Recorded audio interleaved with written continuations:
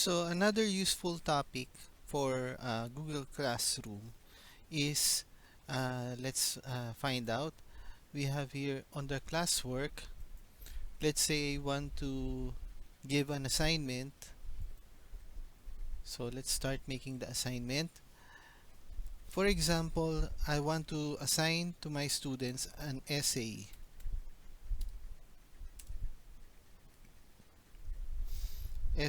on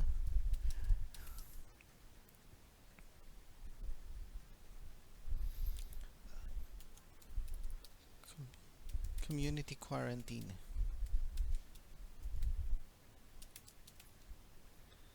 So example, and then write an essay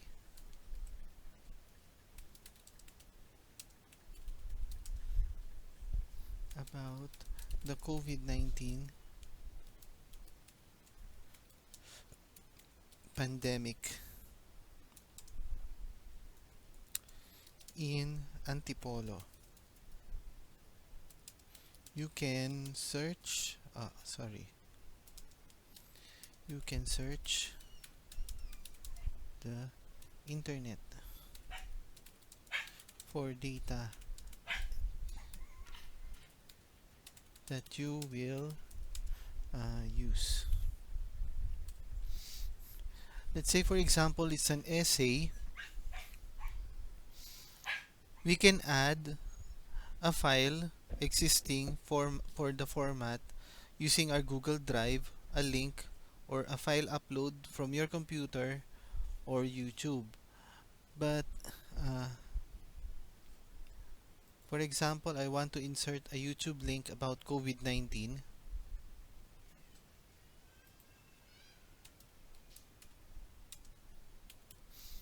Hanap lang tayo.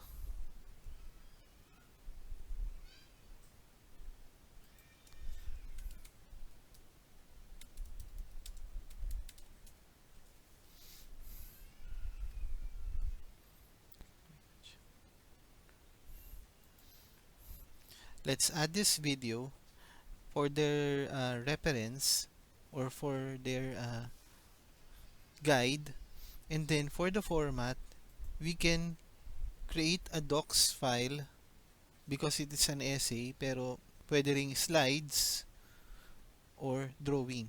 So in this case, gamit tayo halimbawa ng docs. It will create a Google Doc file that will be sent individually to your students. Open po natin siya para ma-edit.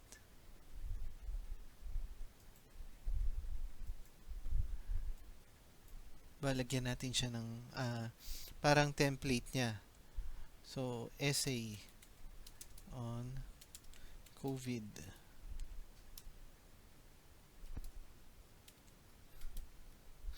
Tapos dito, lagyan na natin siya ng name. Then, section.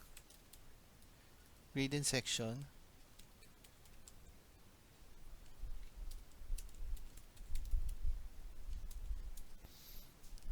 And then, for the contents,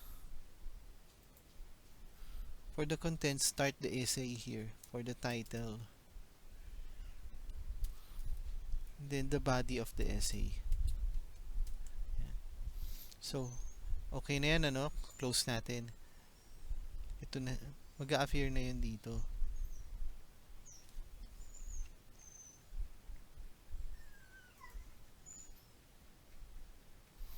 Yan. Nag-appear na siya dyan. So, okay na. And then, for scoring, kasi hindi siya mag-check automatically dahil essay ang ating assignment. So, the best way is to create a rubric. So, dito, nakikita nyo si rubric sa lower right part ng ating screen. Open natin siya. And then, let's create a rubric. Yan. So, when creating a rubric, you can choose from descending or ascending. Pwede yan, ascending, ganyan. So, for the criterion, type lang po natin ang ating mga criterions. Gaya nito, topic sentence. First one is topic sentence. Tapos, lagyan natin dito ng points sa baba. So, 1 point is acceptable. So, lagyan natin ng description. Unclear or unclear. Lacking in topic sentences. Then another one, 2 points. Siya naman ay good. Ang basic topic sentence doesn't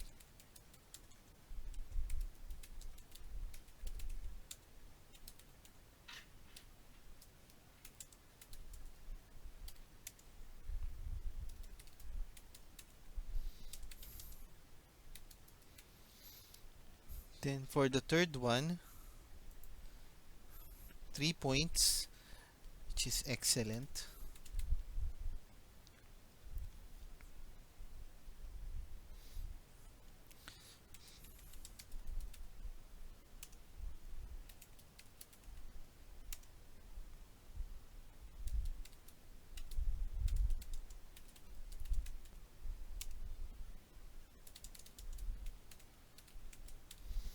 Yan. So, yan yung ating unang criterion. Pangalawang criterion naman is the evidence. For the evidence, for 1 point, or good, acceptable, sorry,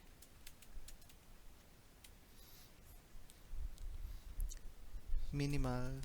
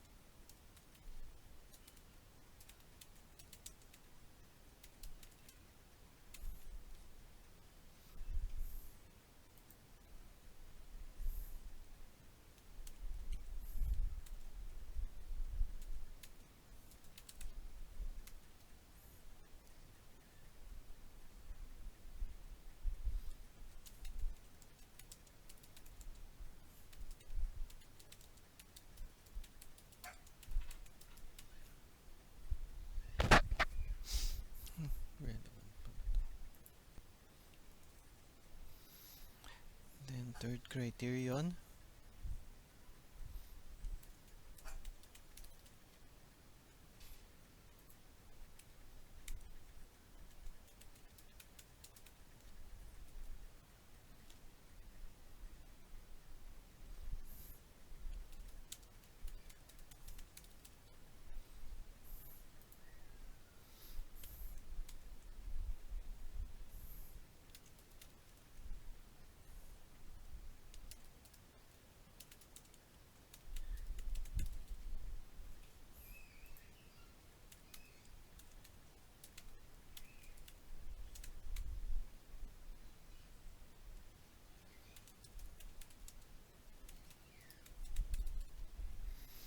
yan. So, nakompleto po na, yan na lang po muna ang ating rubrics.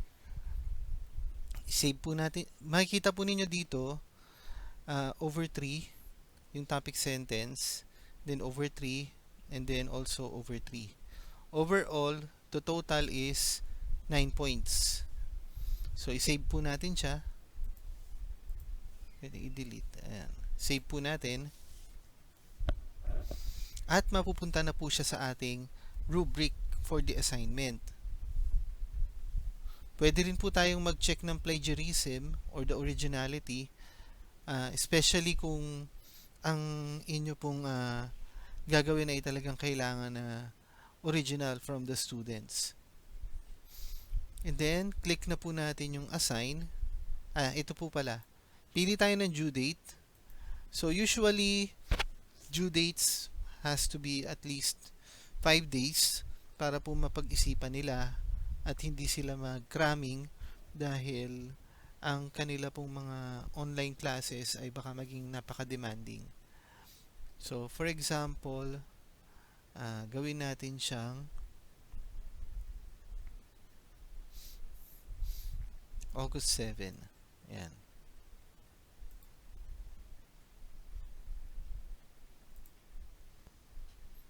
So, pwede po siyang 100 points or ungraded. Pero in this assignment, nilagay po natin siya na 9 points, ano po?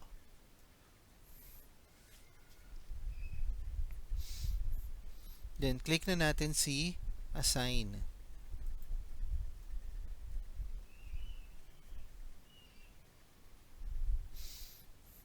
And yun na po yun.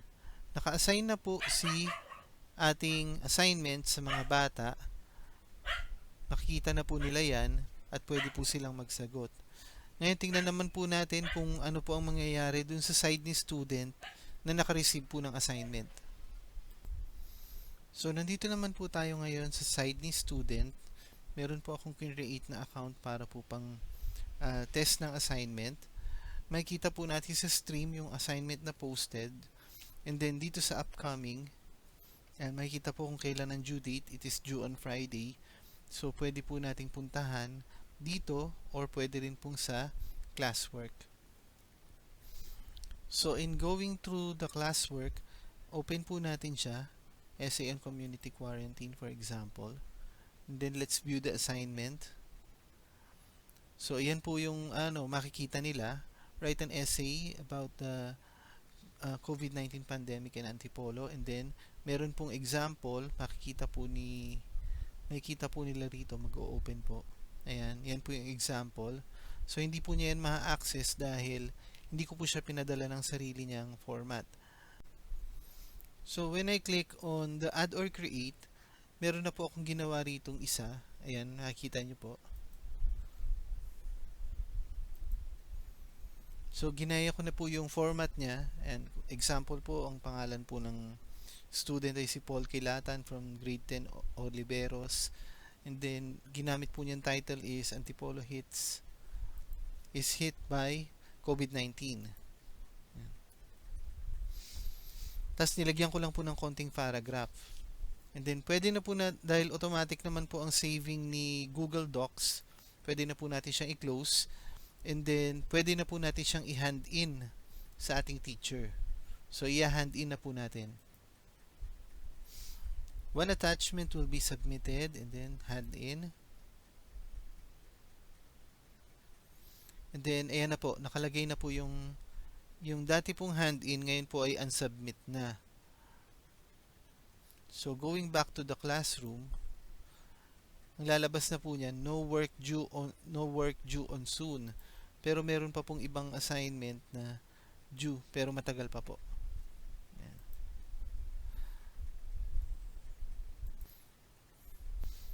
And then, balik naman po tayo kay teacher. Puntahan po natin ang kanyang classwork. And then, essay on community quarantine. Meron na pong lumabas na turned in na isang assignment. So, check po natin siya. Makikita po natin na may nag-turn in na po na isang bata or student. So, open po natin.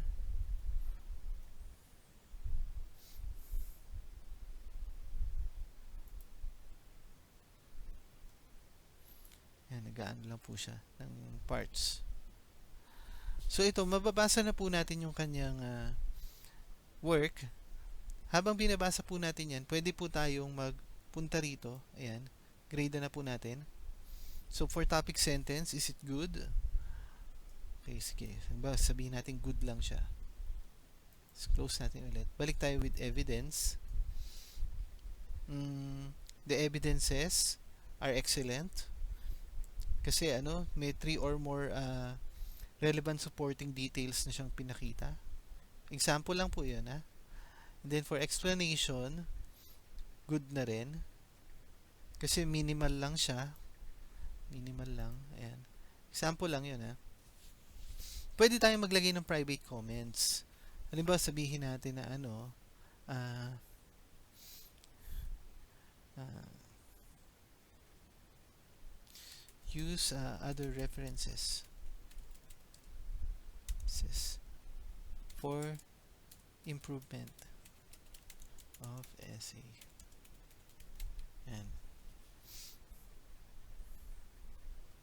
Tapos makikita nyo na po, topic 2/3, 3/3, 2/3. Lumabas na po yung score niya na 7/9. Oops, sorry. Pindot. Okay, 7/9. Tapos naglagay na rin ako ng private comment. Pwede ko siyang i-post. Ayan.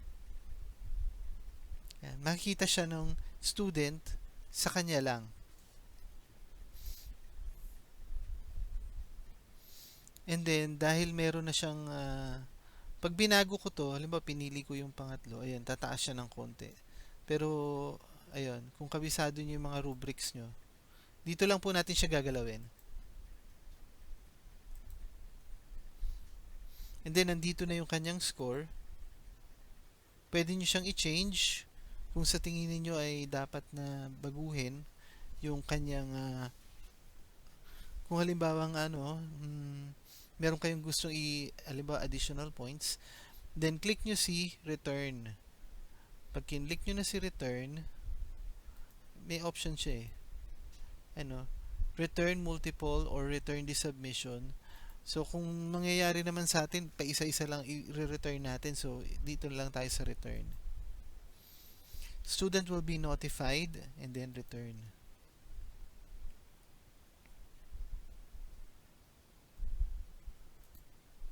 Tingnan naman po natin ang status ng student kapag chinek na. Dito naman po tayo ngayon sa student. Check po natin kung ano yung magiging itsura ng kanyang work. So makikita na po na meron na pong post. Meron na pong nakalagay na marked. Yan, nakalagay na po yung marked yung kanyang assignment. So, i-view po ni bata. Ayan, makikita po niya yung private comment. Use other reference. And then, makikita rin po niya kung ano yung mga pinili niyong score. So, very transparent. Hindi po masasabi ng bata na ay nanghuhula lang po. Dahil, meron po siyang rubrics na built-in. So, now, let us have another example of an assignment.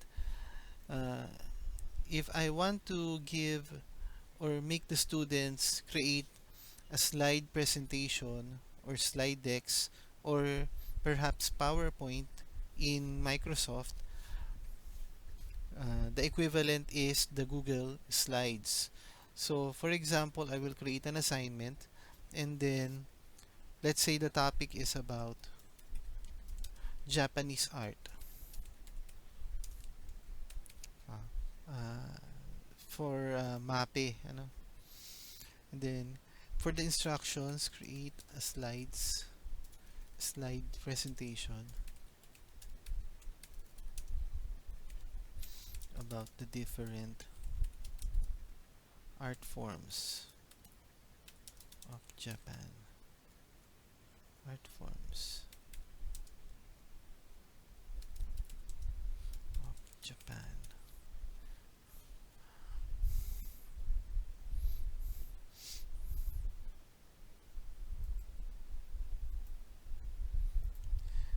Pwede tayong humanap ulit ng YouTube link.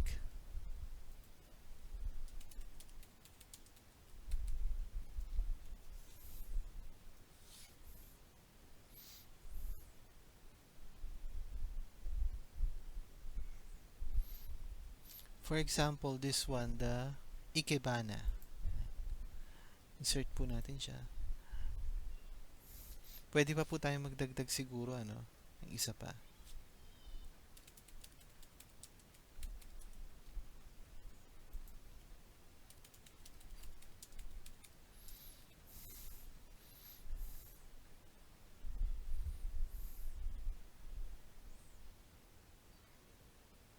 and the landscape painting. Pwede pong dalawa or kahit ilan. Same pa rin po, pwedeng to all students or pwede kayong mamili ng students nyo. Then, pwede nyong lagyan ng points or pwede ring ungraded. And then the due date, you can select the due date. For example, Monday naman po. So, okay na yan. Then, for the topics,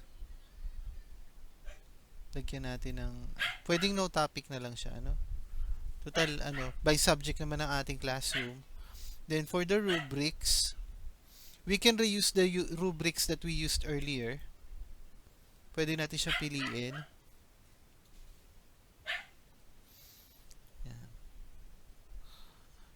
Pwede naman ito, pwede tayong gumamit ulit ng rubrics. For example, ito naman. Yun ulit, yung dati, yung kanina sa quarantine. Dahil naman siya, pwede namang i-relate. Then after that, click na natin si assign. Pwede natin siyang ganito pagpipilian. Pwede na natin siyang i-assign or schedule or save draft. Pero kung hindi natin siya gagamitin, pwede natin siya i-discard or burahin. Pag pinindot niyo yung schedule, pwede kayong pumili ng araw kung kailan siya lalabas sa stream or sa classwork ng bata. Halimbawa, pinili ko na ang labas niya ay Thursday. So, 8 a.m. Pag kinlik ko yung schedule, so nandito na siya, scheduled for August 6, 8 a.m. So, yung bata, hindi pa rin nila makikita yung assignment na yon, and it will appear later on August 6.